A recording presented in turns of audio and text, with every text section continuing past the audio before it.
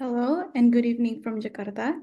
Welcome to FPCI virtual public discussion titled What's Going On with Philippines, the United States, and China. I am Herza and I will be your master of ceremony for today's event. This public forum is brought to you by Foreign Policy Community of Indonesia. Today, I am pleased to welcome over 390 participants from 40 countries who are joining with us virtually.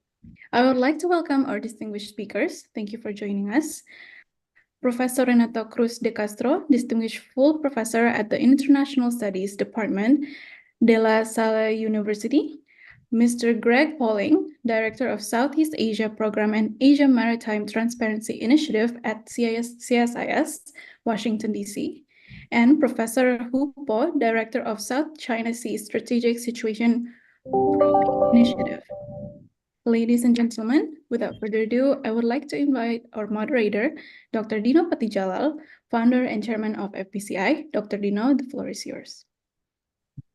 Thank you, Herza, and I want to welcome all of the participants to this webinar on what is going on between the Philippines, US, and China. And especially I want to say thank you also to my good friends, Professor Renato Cruz de Castro.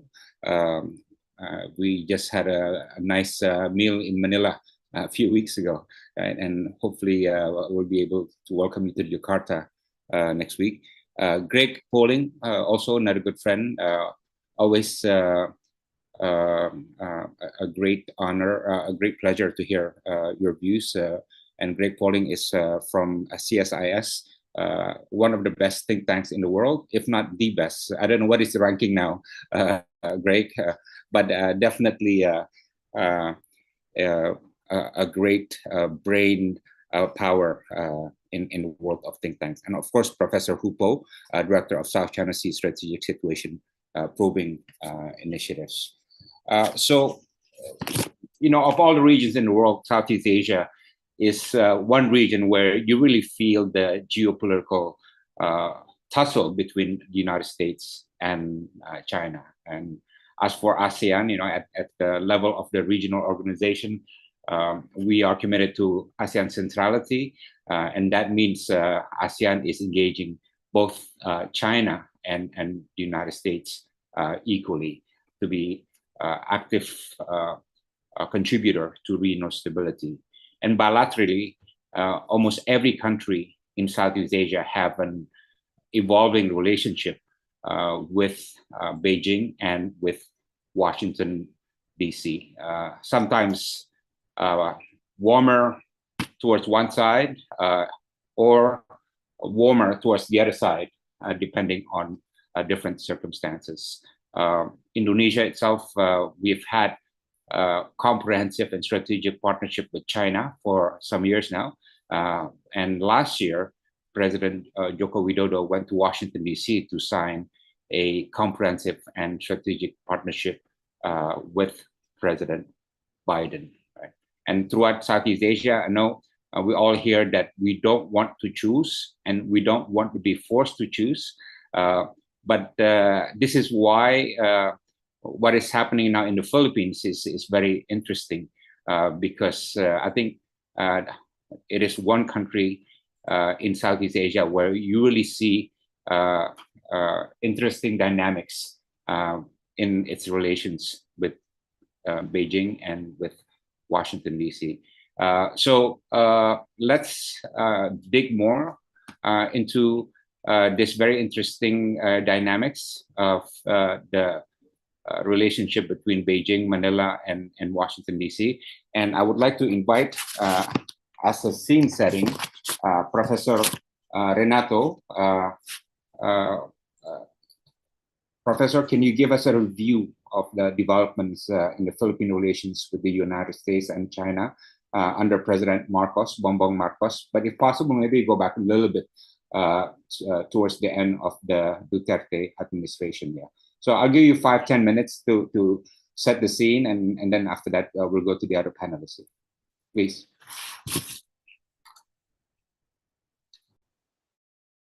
We can't hear you. Can you unmute? Okay. Oh, sorry. Okay. Good evening, everyone. It's a great pleasure to be given a chance to deliver, be part of this conversation regarding a very important and, of course, very dynamic triangular relation that's happening, of course, in the Southeast Asian region. The ongoing dynamics between, of course, the Philippines, China, and the United States. So let me start basically with the scene. Go back, of course, at the time of President Marcos' ascendancy as the 17th president. Of course, early on in his term, he basically announced he wanted a balanced policy.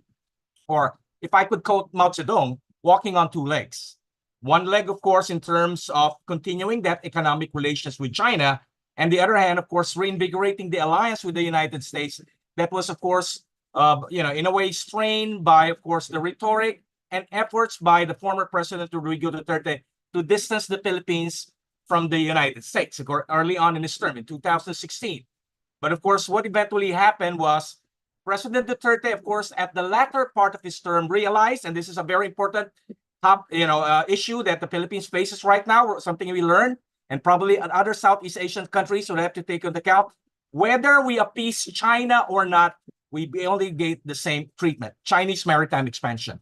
And of course, that President Rodrigo Duterte realized latter part of his term. Remember, in February 2020, after, of course, he abrogated the visiting force agreement with the United States, you have an incident between a Philippine a frigate and, of course, a Chinese corvette, which directed its gun control system. It basically forced Duterte and, of course, the Armed Forces of the Philippines to review the action that, of course, President Duterte did, that is, of course, to abrogate the visiting force agreement. Eventually, of course, in July 2021, after the visit of Defense Secretary Lloyd Austin, you have President Duterte announcing we're ending the abrogation process, and eventually you have, of course, the dynamics going on.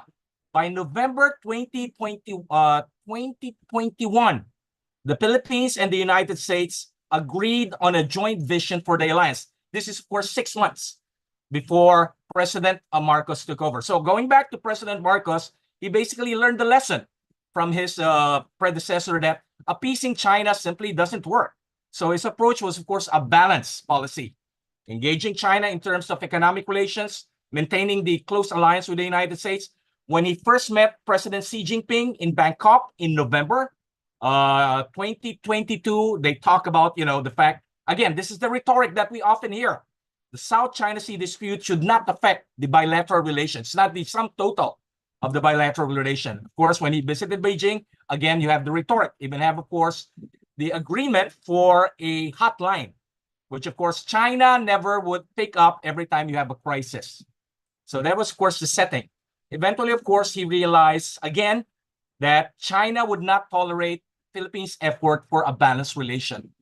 So, of course, you have a number of incidents that happen where you have, of course, a Chinese Coast Guard vessel harassing a Philippine Navy boat to basically confiscate the debris that was recovered from the sea.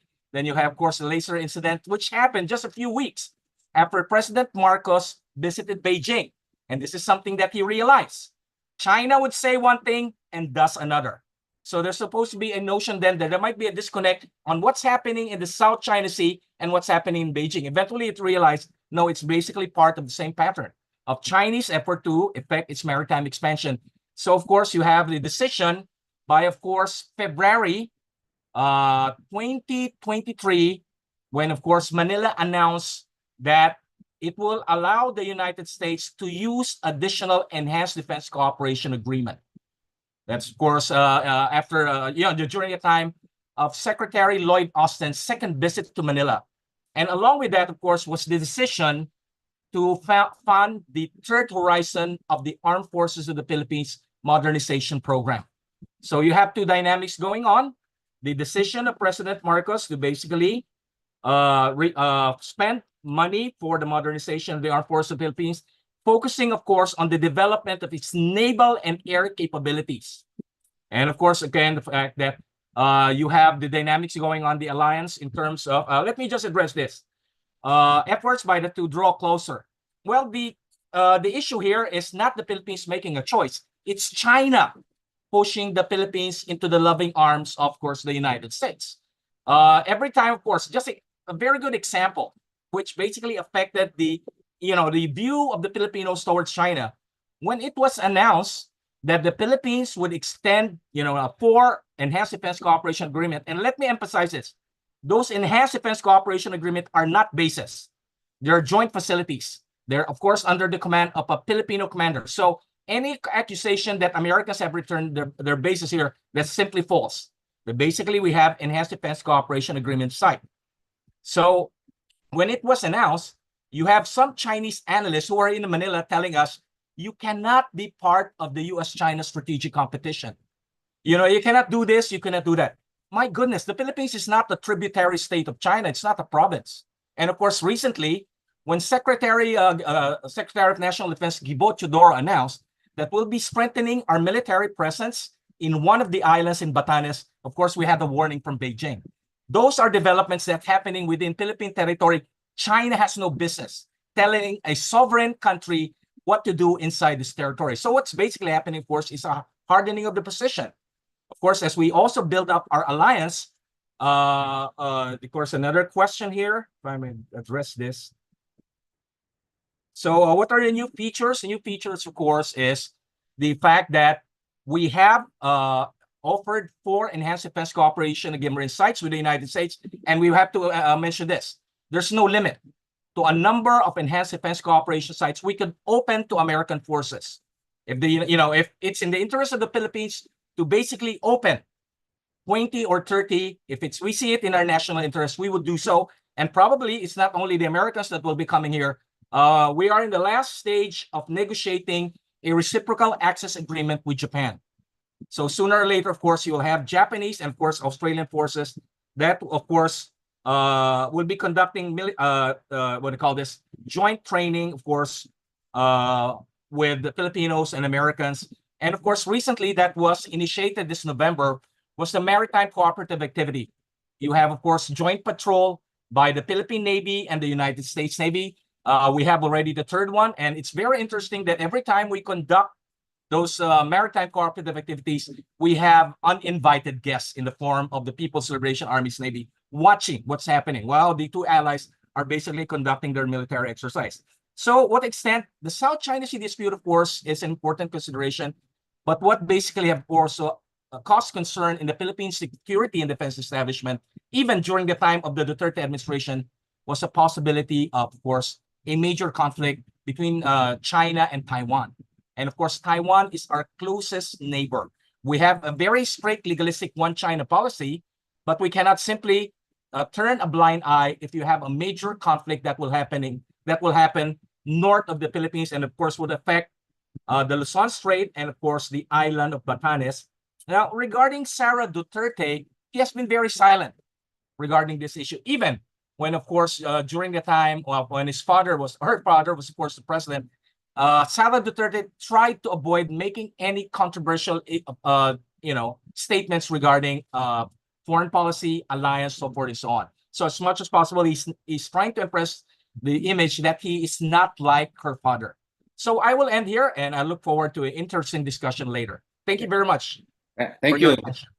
Thank you, Renato. Can you give us a flavor of public opinion in the Philippines about this issue? And am I right in saying that the South China Sea is the #1 foreign policy issue that can capture public imagination in the Philippines? Yes, and of course, a large majority of the Filipinos support the Philippine government, strong position vis-a-vis, of course, Chinese maritime expansion in the South China Sea. Also, of course, in terms of the fact that they're very favorable in terms of our security engagements with the United States, Japan, and Australia. And of course, unfortunately, China is the least trusted country. All the surveys conducted here. I think this is also the case with the one that's being conducted by the foreign policy community. That among the ASEAN countries, China, of course, among the ASEAN nations, is the Filipinos that, of course, has the lowest trust rating of China. And again, there's no one to be blamed but China itself. Chinese action in the South China Sea. China's action in basically confiscating the best catch of Filipino fishermen in Scarborough Shoal. So again, this is the position of the government has strong public support. Thank you, Renato. Greg, can you share with us how does the Biden administration see President Marcos, especially the evolving strategic cooperation between Manila and Washington, D.C.? Well, thank you, Pacino, and thanks to FPCI. It's always an honor to take part in one of your events.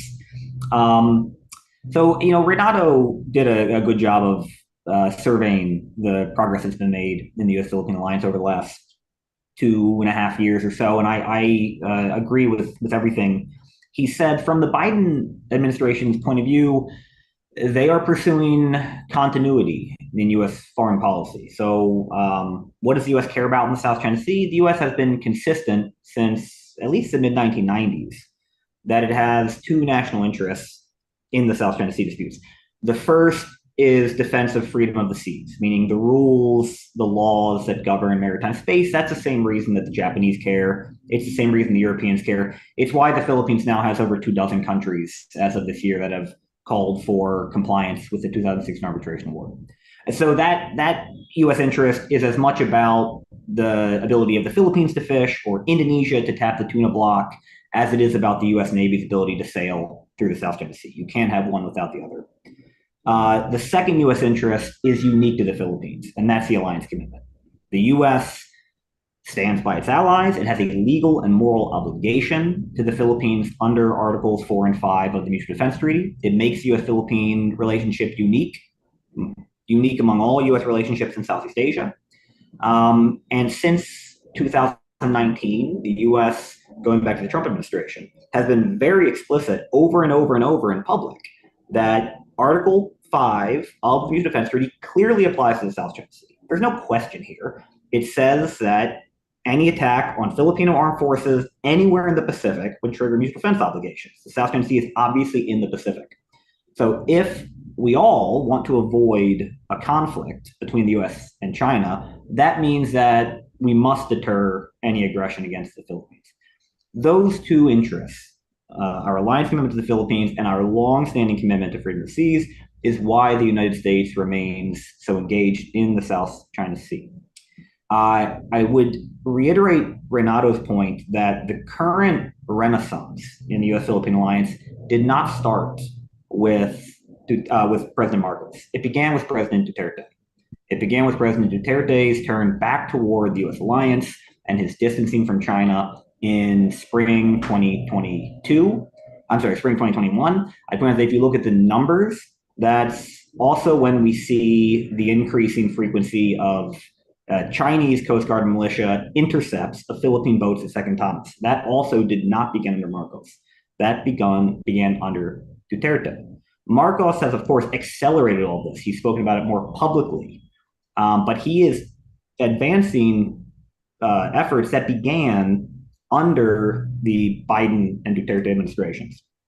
Renato mentioned that at the end of 2021, we released a joint vision statement on 21st century U.S.-Philippine partnership, effectively a blueprint for modernizing our alliance so that the U.S.-Philippine alliance looks more like the other U.S. alliances in the world, particularly the Australia, the Japan, the Korea alliances.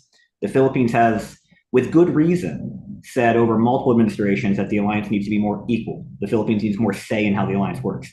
And that's what that joint vision statement does. It led to the announcement of the first ever set of bilateral defense guidelines between the U.S. and the Philippines when President Marcos visited Washington last spring. I mean, for context, the Philippines is the oldest U.S. ally in Asia, older than the Australians, much older than the Japanese or the Koreans. We have never negotiated bilateral defense guidelines because the U.S. had never given the Philippines that kind of say in the alliance. We've negotiated 3 sets of defense guidelines with the Japanese over the decades. So that shows how the Philippines is demanding and being given a greater voice in the way the alliance operates. The U.S. has doubled military assistance to the modernization of the armed forces of the Philippines. Of course, Renato mentioned the expansion of the Enhanced Defense Cooperation Agreement. We also launched a new bilateral maritime security dialogue, which is meant to coordinate responses to gray zone coercion. And all of that is now being trilateralized with both the Japanese and the Australians. So we're seeing a more networking of the US-Philippine alliance.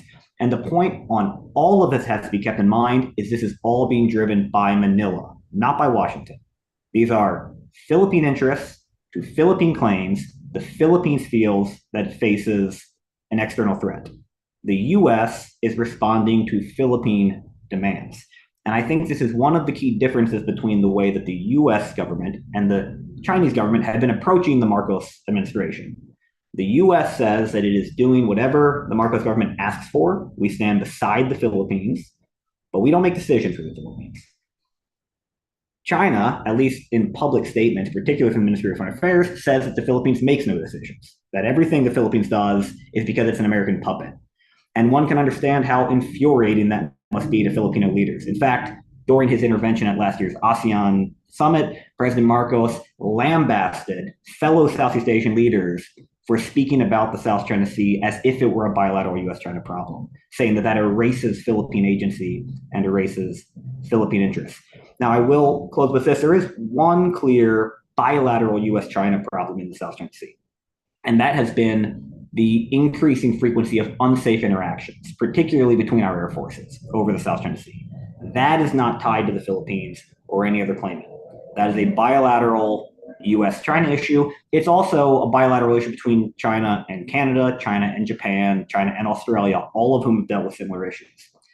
I was very, very worried over the course of 2023 that that issue could get us into a crisis. We saw roughly one unsafe intercept of a US or an allied aircraft by a Chinese aircraft every 1.5 days in 2023. Luckily, since Presidents Biden and Xi met in San Francisco, that is the one thing that has changed.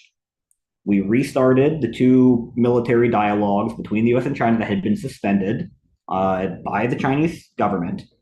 And since restarting those dialogues, the US Indo-Pacific Command says that there has been a notable decrease in the frequency of close-in unsafe intercepts by Chinese military aircraft.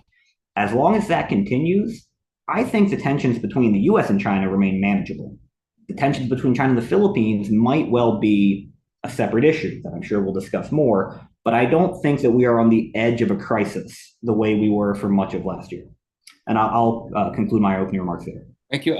Craig, for the benefit of our audience, can you explain what unsafe means? Yeah, so unsafe means either very, very close, within a few meters, or extremely high speed. The US and the Canadians and the Australians all released a series of videos and photos last year showing Chinese fighter jets getting to within 10 meters of aircraft, intentionally releasing flares into the engine of a Australian aircraft, buzzing the wings of Canadian aircraft. For the US, most of those took place over the South China Sea. For the Canadians and the Australians, most Chinese unsafe intercepts happened over the East China Sea when they were conducting UN-mandated patrols to enforce sanctions against North Korea. Thank you. Professor Hupo, how does Beijing see this? Is Beijing distressed? And do you agree that China is to blame for closer Manila-Washington, D.C. relations? Please. Thank you. Thanks for the invitation of Foreign Policy Committee of Indonesia. And I'm Hubo, come from Beijing, China. I'm a research professor at Peking University and also do some part-time job for South China Sea Situation Probing Initiative. And I think, in fact, it is Manila that needs this round of intentions in the South China Sea. Then I conquered the points of Greg Pony just mentioned. There are two popular explanations in explanation. One is that in Beijing, many people think that this kind of situation was instigated or incited by the United States, and the US is behind everything. However, firstly, I think this understanding simplifies US-China's South China Sea policy. It's true the US has using the South China Sea disputes to position is Indo-Pacific strategy and against China, therefore hoping that there will be something every day in the South China Sea. At the same time, the US is not ready for armed showdown with China in the South China Sea, and don't want big things to happen, especially between China and the Philippines. For more than a decade, the American factor has always been there. Why now? Meanwhile, this understanding underestimates the Philippines initiative. I think just the two speakers also talking about the Philippines. Yes, Philippines is a sovereign state. Another one from the US and other Western countries and the Philippines, also from Professor Ulato, is that because of China's coercion and bullying, however, China's claims and policy towards South China Sea are very consistent and stable, even since the founding of the PRC. Especially in the recent years, China has rarely taken the initiative to do something big in the South China Sea and more passive in response and countermeasures. Professor Ulato thinks too much on China's intentions. It's true there are some maritime incidents happened since Marcos administration. However, in the perspective of China, the Philippines provoked first. China just responded and had to counter back. So my point is that I believe that this change in the Philippine policy is the main reason for this round of tensions between China and the Philippines over the South China Sea. The Philippines underestimated China's determination to defend its maritime rights and overestimated the likely support of the United States, and simplified the power competition between China and the United States. Seeing the power competition between China and the United States as a significant opportunity for its aggressive and assertive in the so-called Western Philippine Sea. I think most other member states think that there are some rising risks of the power competition between China and the United States, but I don't think the Philippines think so.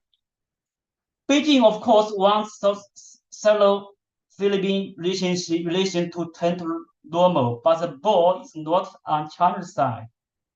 China has no choice but to react in the face of Philippines' consistent challenges to its bottom line in the South China Sea and its attempts to intervene militarily in Taiwan Strait. I'm in Beijing. I think in China, you will say that at the beginning of the last year, I think most people don't care about the South China Sea issue. But because of the consistent challenges from the Philippines, I think the Chinese public and leaders and the scholars, also the government, refocus the South China Sea issue. So I'm joking always like that. If without the Philippines, some people like me will lose my job. So that's also, I have a general evaluation on South China Sea issue that I think South China Sea issue is really hot, but not hot enough, especially compared with other geopolitical hotspots globally. Whether politicians, academics, or media people, let us not exaggerate the tension of the situation. Finally, I want to comment on the points on the maritime encounters between China and the United States. It is true I have written a piece for SSPI about the maritime encounters between China and the United States. I think the risk is true. The risk is rising, but most of the encounters between China and the United States, between two militaries are safe and professional. Only I think less than 10% of the encounters, there are some dangers and risks behind. The Pentagon has released the encounters, yes, the incidents, but the Pentagon didn't release where and when this kind of intercept happened. So if you have interest, you can read my piece on the website of SSPI for that. I think that the Chinese military is reasonable to react. I think China and both China and the United States are very cautious about the situation of the South China Sea. We are in the competition, but we don't want to fight with each other. So you should have confidence on the rationality of the PLA and the Chinese government. Thanks. I should stop here. And Thank you. Thank you. Let me go back to Greg. Greg, you mentioned Article 5, yeah, the important Article 5, and that remains important part of Philippine-US alliance. But I remember in 2012, the row between China and the Philippines, and the perception was that the US held back significantly in that row between Manila and Beijing. If such a row were to happen again, would the United States act differently this time compared to 2012? So I must preface this with I'm not a U.S. government official. I don't speak for the U.S. government. But yeah, I can confidently say that the consensus within Washington is that the U.S. would respond basically in whatever way the Philippines asked. And now we have to keep in mind Article 4 of the U.S.-Philippine Mutual Defense Treaty doesn't say that we automatically start a war if there's armed aggression against the Philippines. It says that the two sides consult to meet the common danger. So it's on the Philippines to tell the United States what it wants, right? We can imagine a situation around, say, Second Thomas Shoal or Scarborough in which China's gray zone coercion with the Coast Guard or the militia leads to accidental loss of life. One of its water cannons, its ramming, etc. I think it's very unlikely the Philippines would go to the U.S. in a situation like that and say, we want, to start a fight with China. Rather, we would probably pursue economic and diplomatic measures together and further deepen the alliance.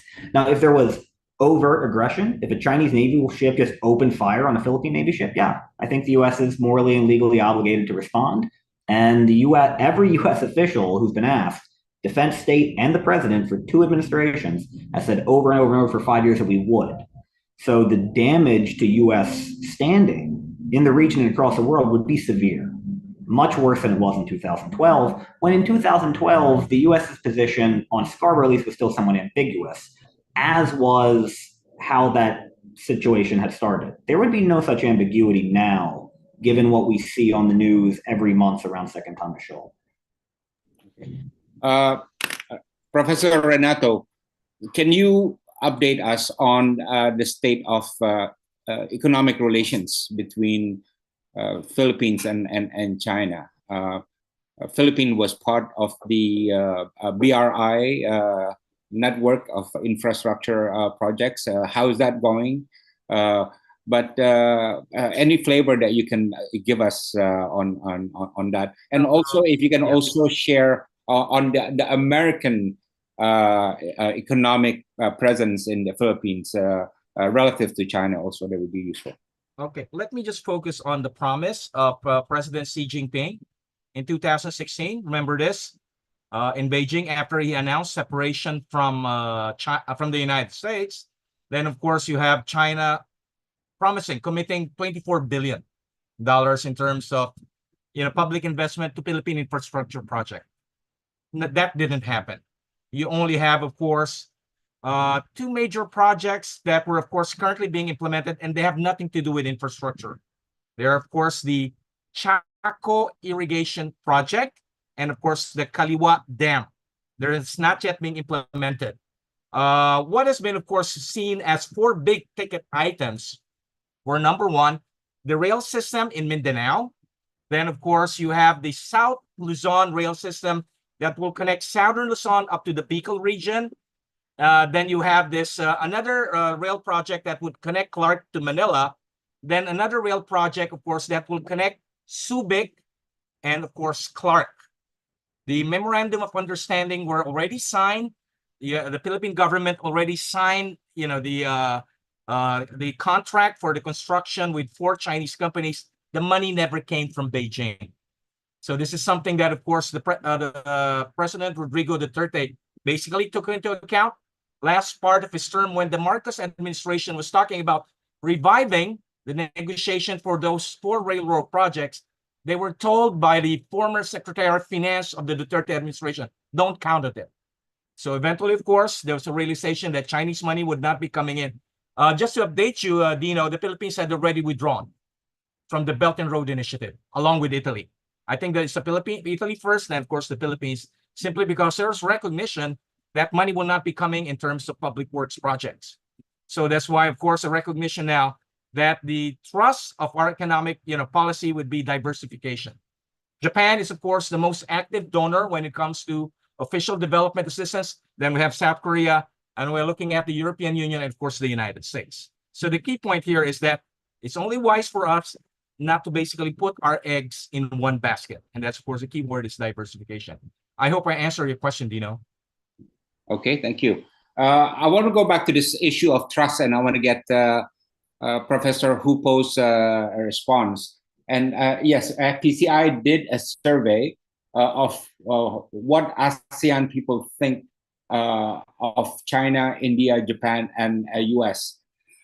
And this is our annual flagship survey. And in that survey, the #1 country that was most trusted is Japan. Yeah, 68% think that Japan is the most trustworthy partner, and only 14.8% for China. But surprisingly, the US came even lower at 11.44%. Yeah. But for Professor Hupo, obviously there is a trust issue towards China. It doesn't matter what the numbers are, but it does exist. Yeah. How can China address this? Increase the both trust at the elite level and at the public level towards China, because in Indonesia too, we found that trust among the political elite towards China is relatively higher than trust at the public level towards China. But how can China address this issue? Thank you for the question. But I'm not an expert on public opinion, so I think I just, as a scholar, I just focus on the truth and the facts. And there are many reasons and factors influencing the public opinion. So the suggestion for China, I think that China can do better on explain itself and narrative internationally. So that's I think China is doing better. China is doing better than saying, much better than saying. I was want to comment on the China's economic relations with the Philippines. I want to clarify that China is now the Philippines' largest trading partner, the Philippines' second largest export market, and the Philippines' largest source of imports. It already accounts for the Philippines. If you add Hong Kong and Macau, Taiwan, it maybe accounts for 50% of the entire trade plate of the Philippines. China remains the largest provider of infrastructure investment in the Philippines, even there are some challenges and difficulties. For both sides, I should point out that for both sides, economic relations is a win-win situation. China's company want to invest in the Philippines. Of course, the economic relationship between the two sides could be better if without the tensions over the South China Sea. Nowadays, many entrepreneurs are worrying about the China-Philippines general relations and afraid to make big investment moves. The Marcos administration, just as Professor Renato complains that some cooperative projects are progressing slowly, but this is the main not a problem on the Chinese side. I did make some field studies on the circle of Chinese entrepreneurs. They are saying that for the most of the part, the Philippines' inefficient bureaucracy and domestic politics should take responsibilities for the slowing progress. Not for China. China wants to reinvest, but not every. I think most part depends on China. So it's your decision. It's your economics. Thanks. Thank you. I also want to quote another part of the survey that FPCI and AREA conducted last year. It said that 81% of Filipinos see China's role in South China Sea disputes as counterproductive. Meanwhile, 53% see America's role in South China Sea disputes as positive.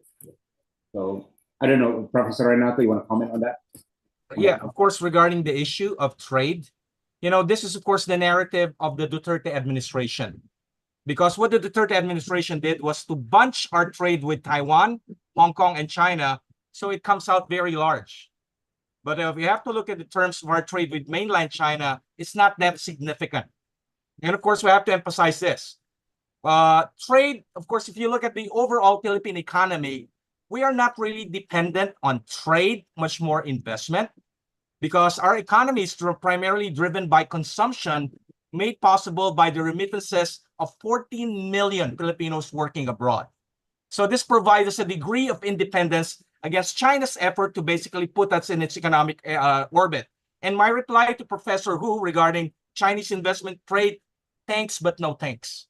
We rather maintain our independence when it comes to foreign policy. We don't want to be part of an economic system that, of course, China would basically dictate to us what would happen. We learned from what happened on Scarborough Shoal when China refused the entry of Philippine bananas. This was a lesson well learned by the Aquino administration. Basically, the lesson that we learned, we have to diversify. So you have Australia, the United States, Japan, European Union buying our bananas. So, it's not in our interest to basically put all our eggs in one basket. And of course, the largest donor when it comes to public investment project is Japan. Japan is constructing this rail system from central Luzon down to Manila. Japan is constructing the largest, first time, a subway system in the Philippines. That's Japanese money. Japan will be constructing a long rail system, a bridge connecting, of course, Cavite, I don't have you to the Philippines, Cavite to Bataan. Those are, of course, money coming from the Japanese. So as long as we have fundings, money coming from the Japanese, again, I would reiterate that, Professor Hu, thanks but no thanks. By the way, Renato, may I ask, in this triangular relationships between Manila, Beijing, and Washington, D.C., are you getting any comments from other ASEAN countries indirectly or explicitly or implicitly? And also, with regard to the evolving Mil-Mel relationship, the four joint facilities and the armed purchases and so on, is there an effort to inform other ASEAN capitals about these moves that the Philippines is undertaking? I think during a private conversation, President Jacoby came here, and probably in private, President Marcos basically talked about those issues. So that's why we have ASEAN. The informal negotiations ASEAN provides, of course, the Philippines an opportunity to inform and basically elicit the opinions of other Southeast Asian countries. But of course, the bottom line when it comes to ASEAN, is, a non-intervention in domestic affairs. So I think there might be concern among ASEAN member states, but we have to explain. From our perspective, we are on the direct path of Chinese maritime expansion. And of course, we have an alliance with the United States that can enable us, of course, to basically poise a, what I would call a balancing policy vis-a-vis Chinese maritime expansion in the region. Okay. Greg, you know very well that for Southeast Asians, when they talk about U.S. engagement, at the back of their mind is sustainability or dependability. You have a political cycle every 4 years, and right now every time I talk to anyone about the US, they talk about Trump. And if Trump comes,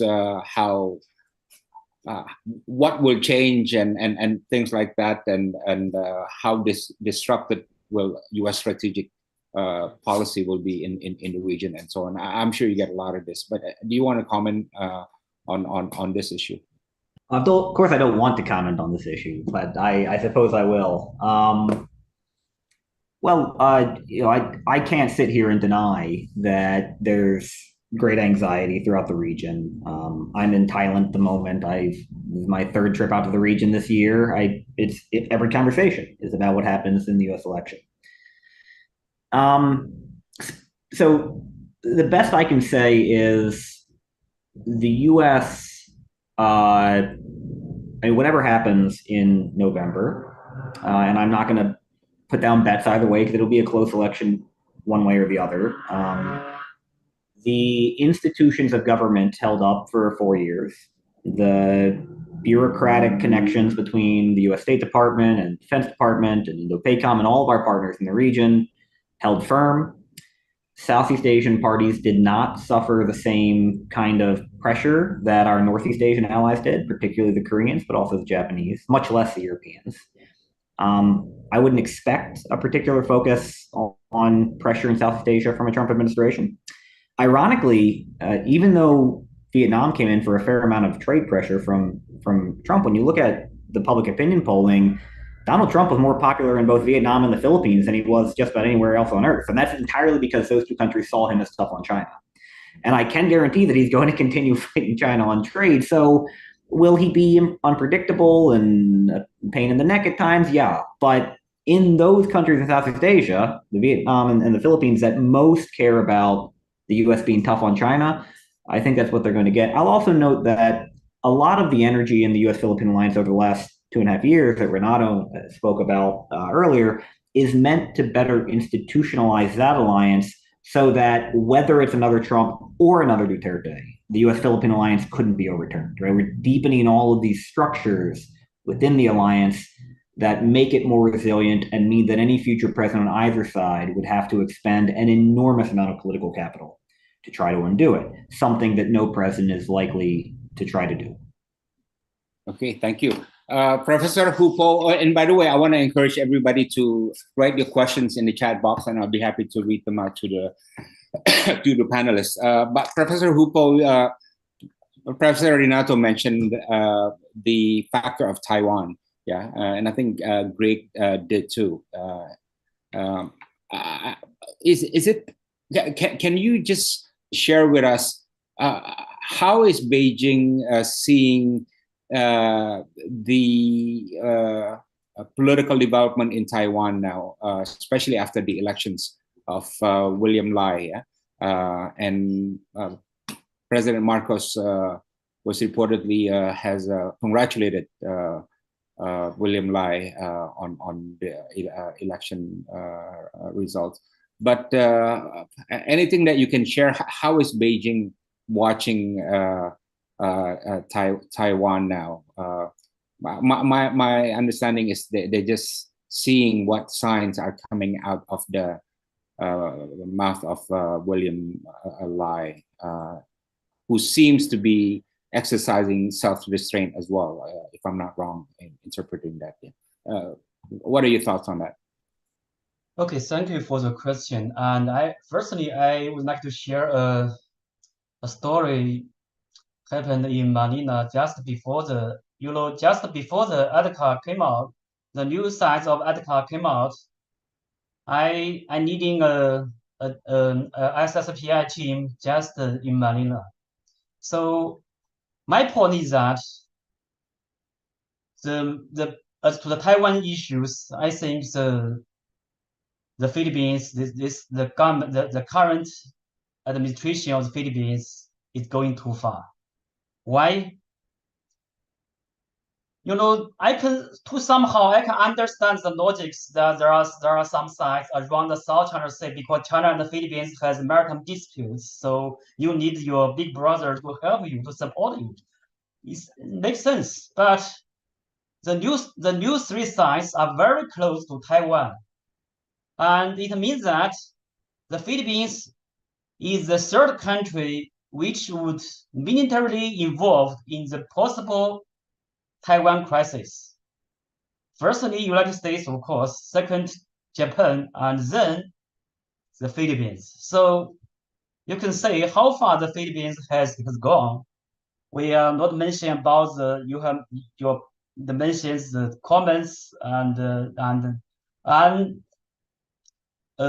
unserious speaking and comments from the Philippines. I know our Philippines friends are not so happy about that because of the criticism from China. Yes, it's your decision. It's your decision. Yes, but there are some consequences. I think the Philippines, this current government, the administration, Marcos administration, has not realized the series of Taiwan issues, Taiwan question. So I want to emphasize that I think before the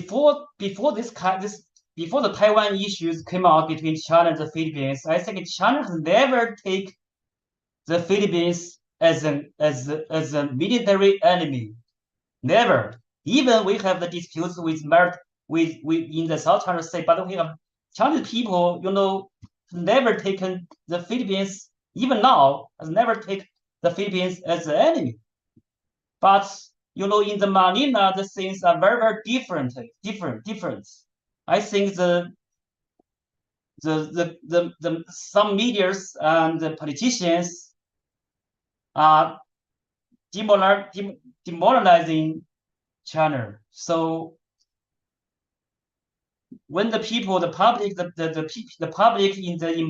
Philippines seeing the China, I think it's not the reality. So I think we should return to the fact and the truth. So there are many comments and reasons that the Manila is playing why Manila is involved in the Taiwan Strait issue, but I think this kind of explanation doesn't make sense, and I think this kind of game are very, very dangerous. The Philippines is the third country which will militarily involved in the Taiwan in the possible Taiwan crisis. Yes, it's a Philippine decision. It's your choice, but you should know that there are some consequences. And the Chinese public are very, very.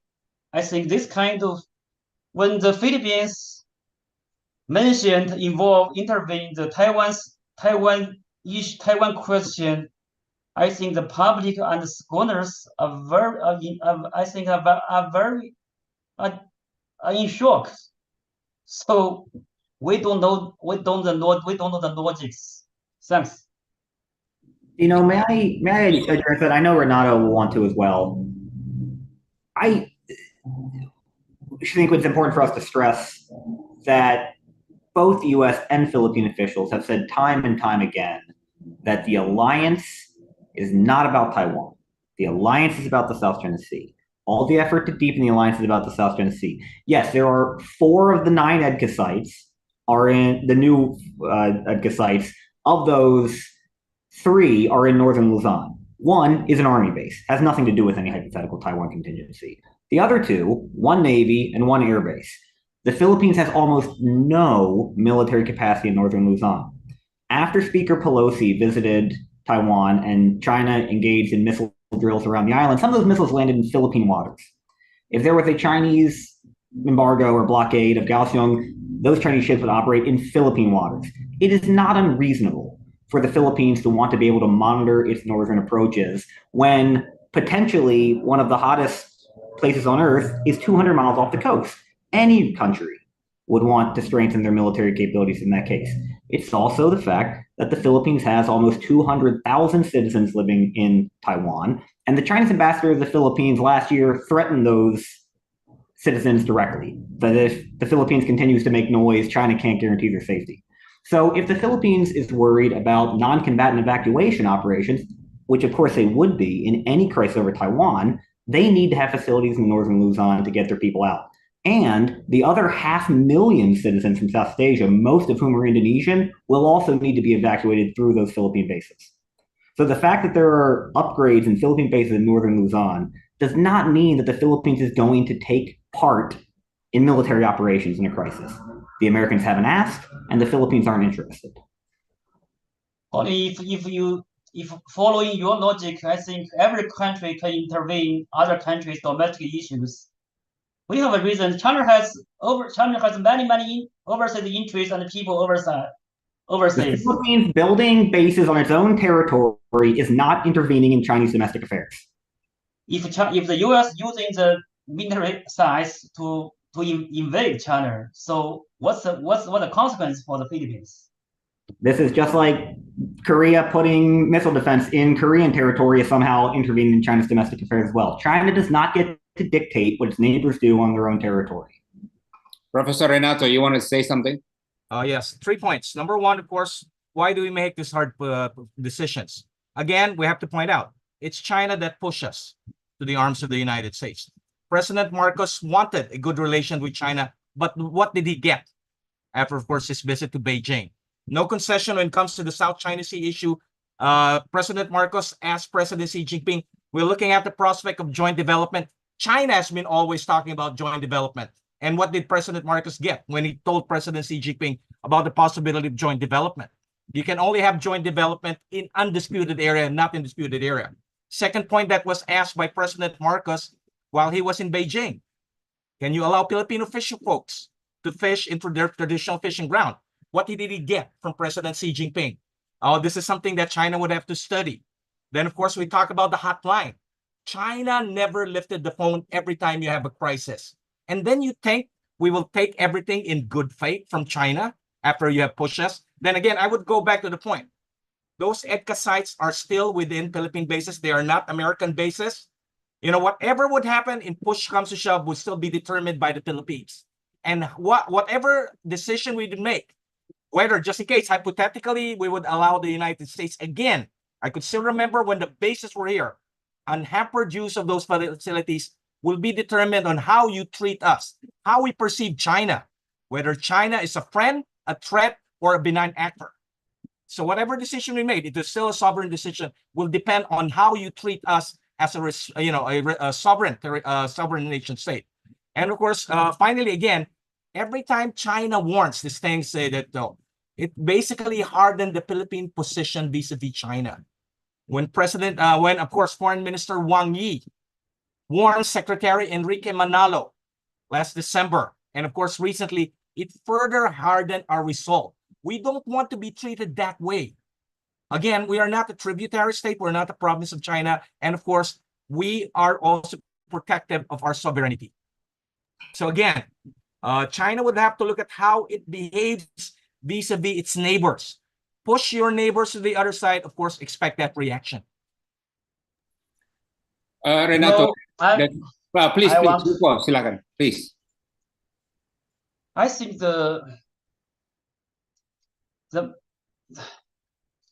everyone knows that the China and the Philippines has a maritime disputes, and in the Philippine Sea, the West Philippine Sea. But in the recent 2 or 3 years, I think the Philippines has raised the asking price and asked China to leave out almost in the entire West Philippine Sea, and doesn't recognize the maritime disputes with China. And also, in the Marcos administration, the Philippines changed the status quo of the St. Thomas Shoal and the Scarborough Shoal. That's why for the China's circumstance, China must respond. I think in general, China has never changed its policy approach in the South China Sea, even since the Deng Xiaoping era. That is to share the disputes. China wants to keep the status quo of the disputes. What has changed is China's determination and capacity to safeguard its maritime rights and interests in the disputed areas. If your guide changes China, how do you expect Chinese actions? Thanks. Okay, thank you. Let me, well, by the way, I can't have to ask this question. Renato, does that mean that any future BRI project offers from Beijing will not receive a welcoming response from Manila? Is that what we're seeing now? We're not anymore part of the BRI. Like Italy, we withdrew from BRI. So the policy, of course, is to look for other sources, even the United States, in terms of the rail development of the rail system in Mindanao. Okay, there's a question from Zihua Zheng from China. Why have Vietnam and Malaysia been able to assert their maritime rights while maintaining stable diplomatic relations with China, yet the Philippines has had constant friction with Beijing? Maybe number one, of course, is geography. We look at ourselves as a direct path of Chinese maritime expansion. Plus, of course, we're an ally of the United States. So that warrants a special treatment from China, as mentioned by Professor Hu. They always focus on us, of course, because given the fact that, we are basically the most problematic among the ASEAN countries in terms of the South China Sea, West Philippine Sea dispute. We've filed a case against China, and of course, we won that case, basically proving to the world that China's expansive claim in the South China Sea had simply no legal and even historic basis. And of course, the fact that we are a treaty ally of the United States. So this is a reality that we accept. And of course, a reality that we would have to, basically using the term, we would have to bite the bullet. This is not the first time that happened. We have, of course, a very problematic relation with China way back in the 60s, during a time of, when China was spreading revolution all over Southeast Asia. Mao Zedong really hated the Philippines because we were, of course, providing access to American forces. We were, of course, instrumental in the formation of the Southeast Asian Treaty Organization, so forth and so on. So again, this is something, it's historic. Every now and then, of course, our relationship undergoes a cycle. So I hope we are now at the stage that it is kind of dangerous, tense, but we don't know what might happen in the near future. I would reiterate Renato's point about geography, particularly for Malaysia. Malaysia has benefited from having the Philippines as a buffer between itself and China for years in the South China Sea. That has begun to change given China's presence at Luconia Shoals over the last decade. And today we do see a China Coast Guard vessel harassing Malaysian vessels almost every day at Kasawari, the oil and gas field. But it's a little different because that's an existing field. China's not going to blow up an oil rig. It's relatively low-level harassment that Malaysia can deal with. Vietnam is a closer parallel. Vietnam, of course, has the party-to-party relationship that helps keep things on level. Vietnam doesn't have Second Thomas Shoal. China has given Second Thomas Shoal a special symbolic importance for some reason. But, Vietnam does face regular violence. Vietnamese fishermen are attacked, harassed, kidnapped with regularity in the paracels. Vietnam just doesn't publicize it the way that the Philippines does.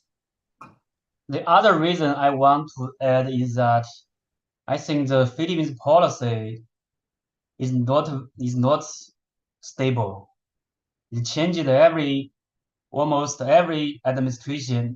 After every administration, the policy has been changed a lot. For instance, as the Sir Thomas Shoal, I think before the Marcos administration, what the previous administration says that the Second Thomas, the grounded warship, has been temporarily grounded at the Second Thomas Shoal. But when Marcos came into power, Philippines say we will build the Second Thomas Shoal to a military size, to permanently military size. So I think that the policy has been changed a lot. So that's another reason. Thanks. Okay. Yeah, Renato, go ahead. Well, if you have to look at it in terms of the superficial level, there's a big change from Aquino, then Duterte, then of course Marcos. But I argue that actually there's a continuity.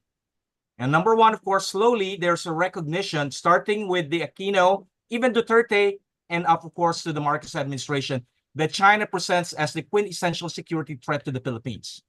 So in fact, the policy of President Marcos right now is again simply a culmination of what began during the time of President Aquino.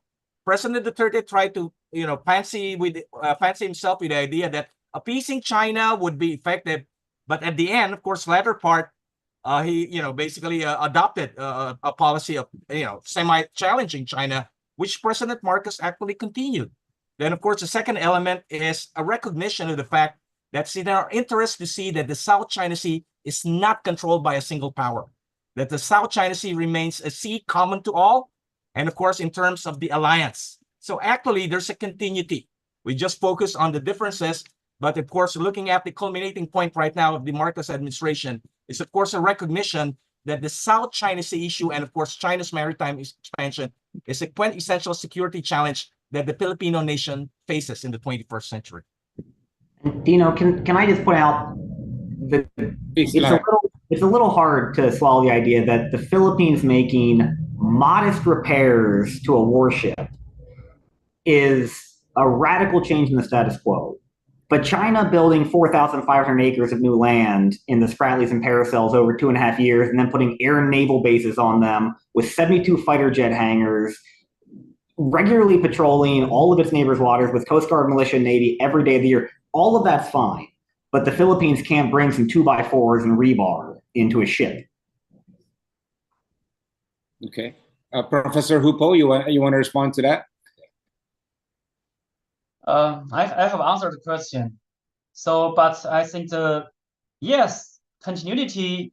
There are some continuity in the Philippines policy to the South China Sea issue. But compared with China, Vietnam, Malaysia, you will see the Philippines policy we couldn't we couldn't have stable expectations. So Answer it. that's why. Because we have a different political system than yours. We have elections. We change governments every now and then.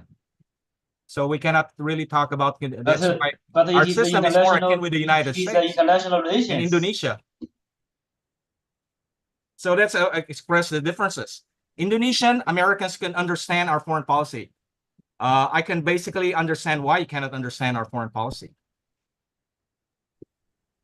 Renato, I can't help to ask this news that Rodrigo Duterte is seeking secession for southern Philippine island of Mindanao. I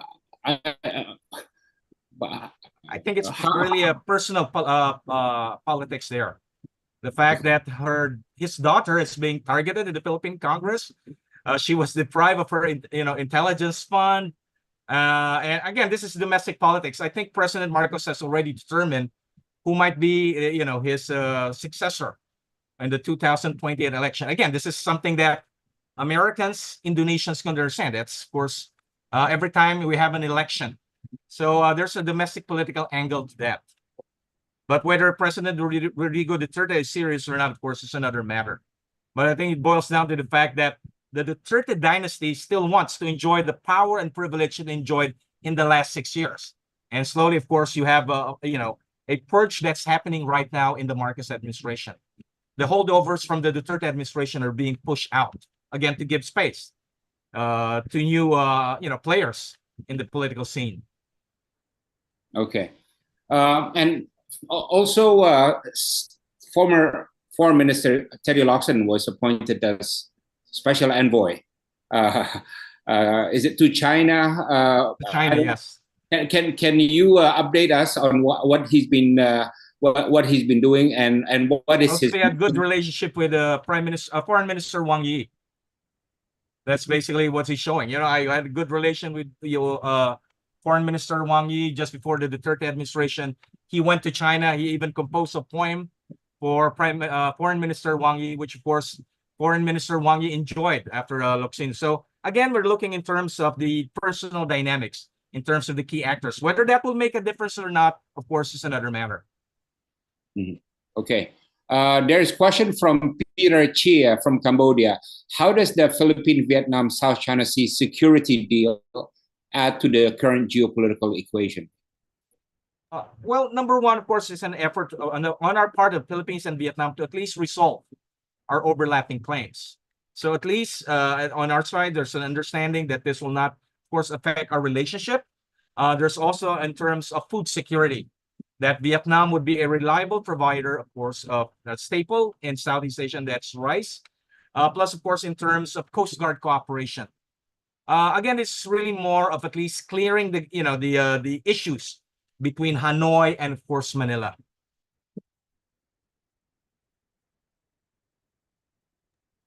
Okay. A question. Sorry, did you want to say anything, Hupo? No, the same way as we have, cleared the grounds with Indonesia. Mm-hmm.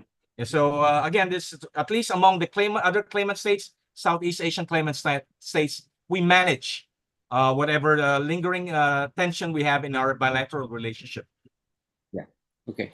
Now, is this current state of relations between Manila and Beijing and Washington, is this something that's going to play out until the end of the Marcos administration, you think, or is there an effort somewhere, either in Beijing or in Manila, to try to mend relations?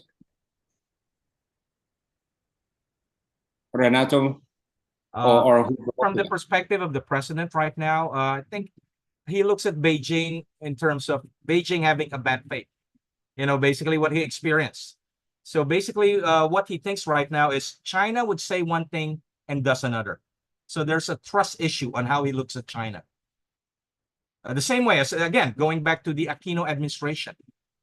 So from his perspective, a point at this point is we really have to dig our heels into the ground because they stand firm. Which, of course, I don't know if you remember last year when he announced he would have to apply a new paradigm in terms of approaching the West Philippine Sea, South China Sea dispute. Of course, this remains to be seen what will be the nature of this new paradigm. Okay. There's a question from go ahead. I think Professor Renato is demoralizing China. I think China's actions and operations are reasonable and logic.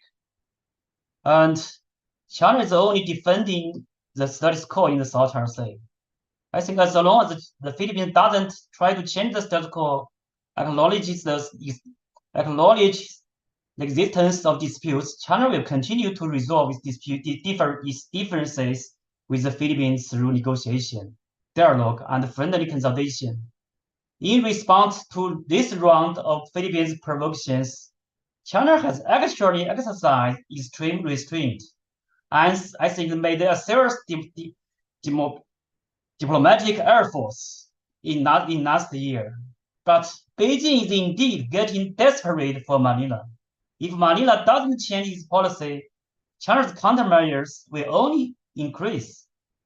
I don't agree with the Professor Renato saying that China is saying like this and doing a differently. That doesn't make sense.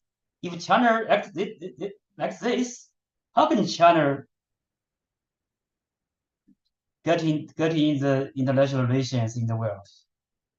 I think that if we can clarify. Great. I'm wondering if within this context you can also share your thoughts whether or not U.S.-China relations are showing signs of improvement, especially after the Biden-Xi Jinping summit in Woodside in San Francisco. Are you hopeful that that will, at some level, improve relations between U.S. and China? I'm hopeful for stability, but not improvement. And so the Biden administration was very clear about this publicly leading into the meeting between President Biden and President Xi, that meeting was not going to lead to any radical change in the U.S.-China relationship. What they want to do is put up guardrails so that U.S.-China competition, whether it's economic or strategic, doesn't spill over into competition.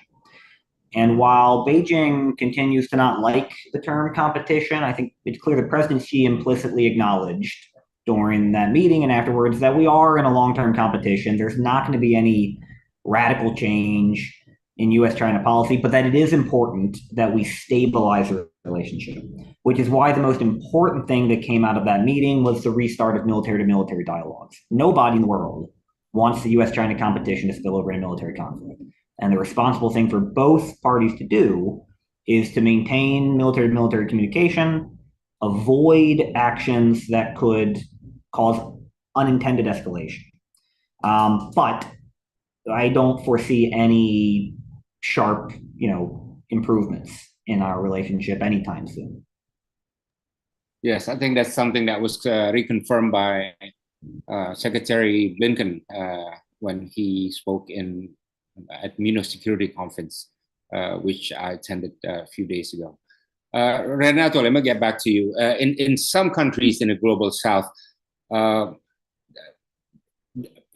United States suffered some setback in terms of public opinion poll due to the war between Israel and Gaza. Certainly, this is the case in Indonesia, where Palestine has become the #1 foreign policy issue now. I suppose also in Malaysia and some other countries. I'm just wondering, in the Philippines, has what happened in the Middle East, the Israel-Gaza war, has that affected public opinion towards the United States in any way? I don't think so, because, well, compared to Malaysia and Indonesia, we actually have good relations with Israel, historically. Going back even before the Second World War, when our president allowed several Jews to come to Manila. And remember, that very crucial vote in the United Nations General Assembly regarding the partition. The vote that broke the deadlock came from the Philippines. And of course, we have a very dynamic security relations with Israel. We're buying a lot of our hardware from Israel.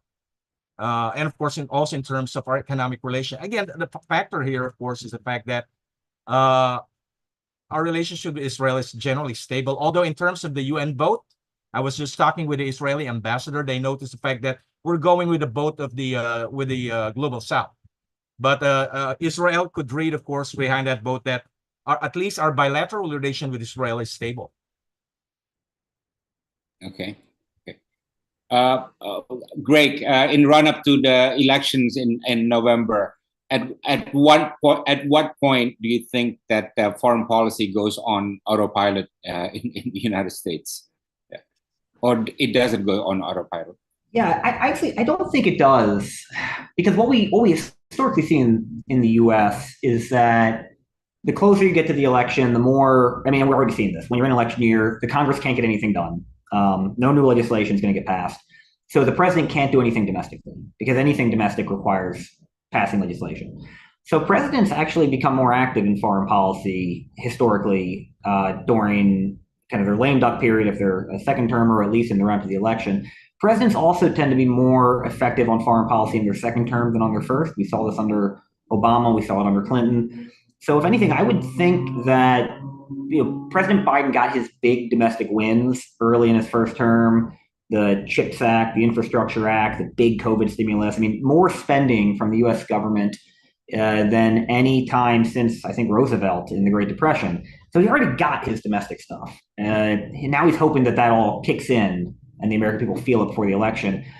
But I don't think he's got another big domestic win likely. I mean, unless the Democrats can take the Congress again in the fall, the Senate is very, very, very difficult for them. So I would actually expect more involvement in foreign policy from the president and his team moving forward.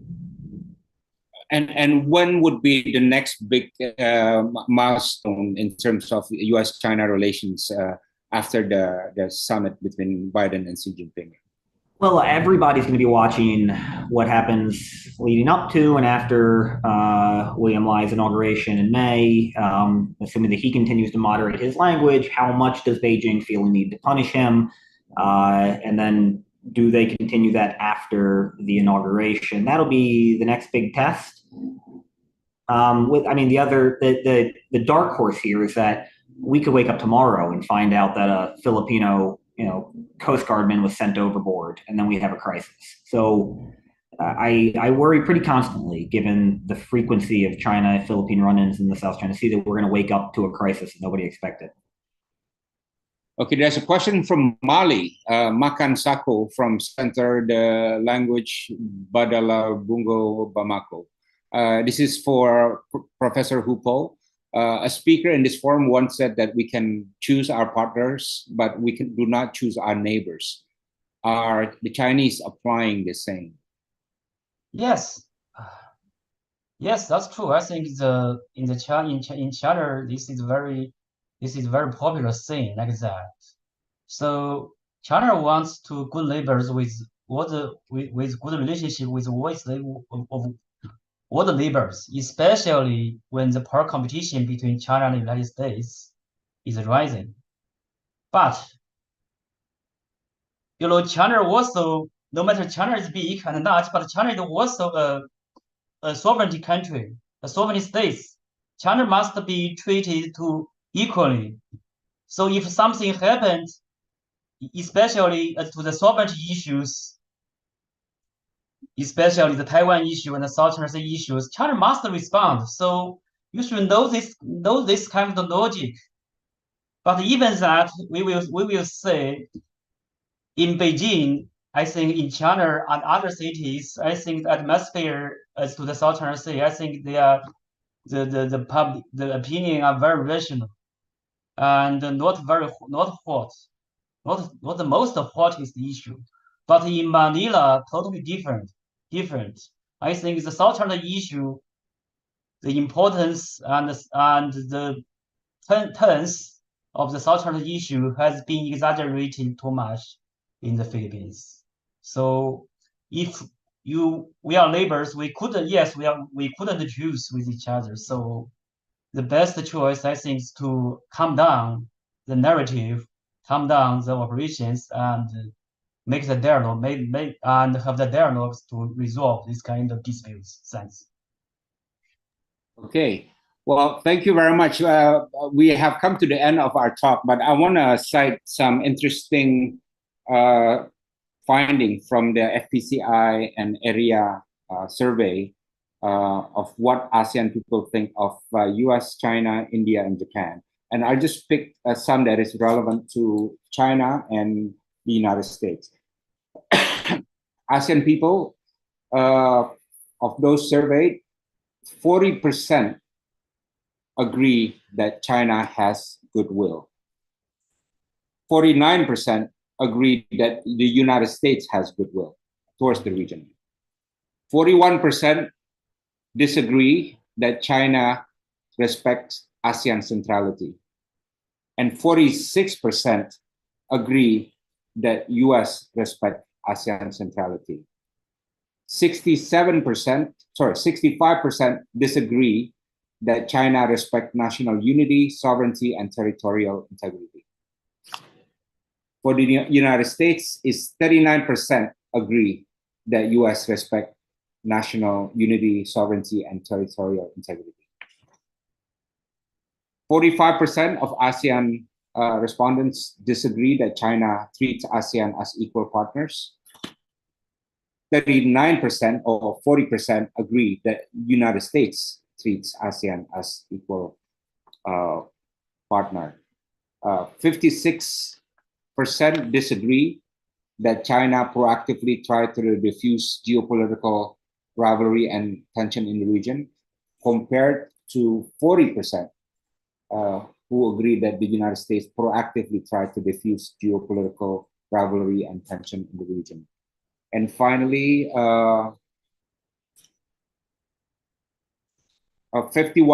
agree that China has a consistent presence and engagement in the region, and 65% agree that the United States has consistent presence and engagement in the region. So I thought I'll leave you with these thoughts. It's quite interesting. I'll be happy to send it to you, Greg, Renato, and Hupo. It was a sample of almost 2,000 respondents from ASEAN countries. And finally, I just want to say thank you for this has been fascinating discussions, and I love the argument and counter argument and the frankness of the opinions that you express. Actually, I wouldn't mind while we have just a few minutes if I can request 1 or 2 minute closing remarks from each of the panelists. Maybe starting from Professor Renato. Yeah. Well, of course, this is something that we will have to face. The South China Sea dispute will be a long-term dispute between the countries. And of course, there's something to do with geography. We're neighbors. So there's some reality we face. Of course, it's tense right now. But a key point, of course, is to try to manage this tension. Well, hopefully, of course, we'll find a way and means to resolve it in a manner that, of course, will be fair to everyone. Where no single country would, be able to control the large part of the South China Sea simply because it puts some dotted lines. And of course, would adhere to the importance of international law, specifically, of course, the United Nations Convention of the Law of the Sea. That adherence to the UNCLOS should be based in terms of utmost sincerity, not simply in terms of rhetoric. So that will be, of course, be the long-term solution to the South China Sea dispute. Adherence to international law, specifically, of course, to the United Nations Convention of the Law of the Sea. Greg? I would note that I actually am cautiously optimistic about the South China Sea for the first time in about a decade. I think that the Philippines has proven they can regularly resupply Second Thomas Shoal and reestablish a patrol around Scarborough Shoal.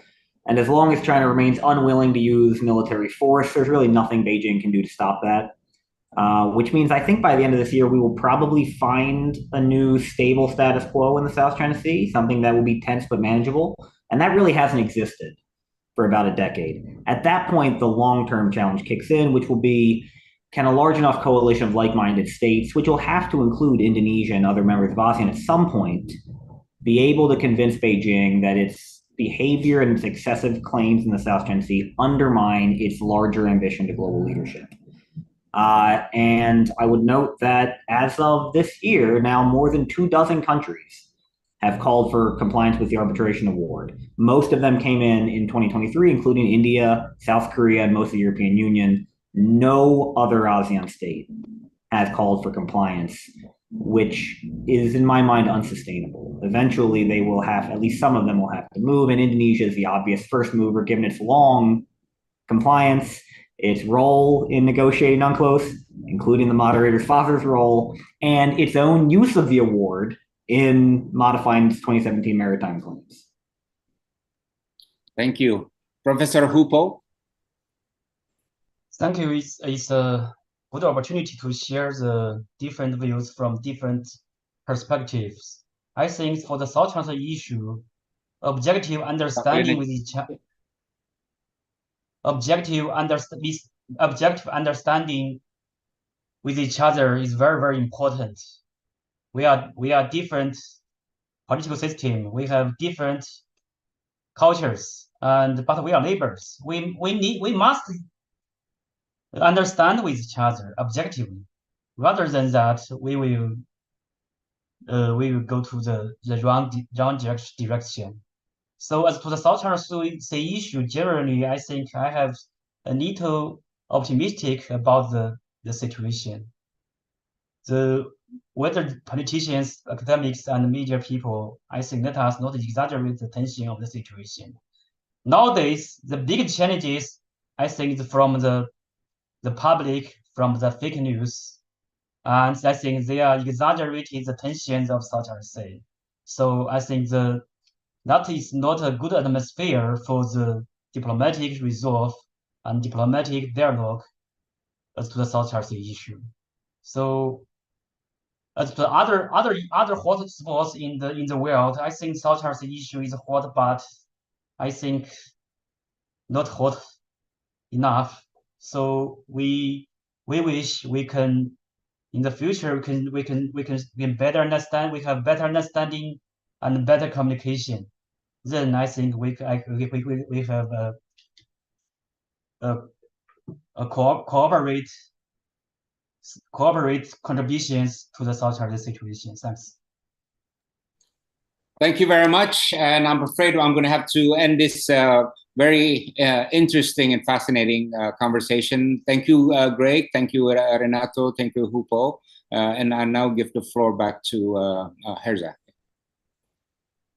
Thank you, Dr. Dino. Before we wrap up the event, I would like to invite all the speakers and everyone for a short photo session. So please turn on your cameras. Yes, okay. Okay, we will be waiting.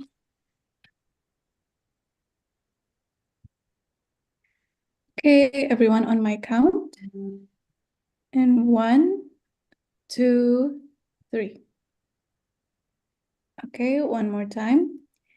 1, 2, 3. Okay.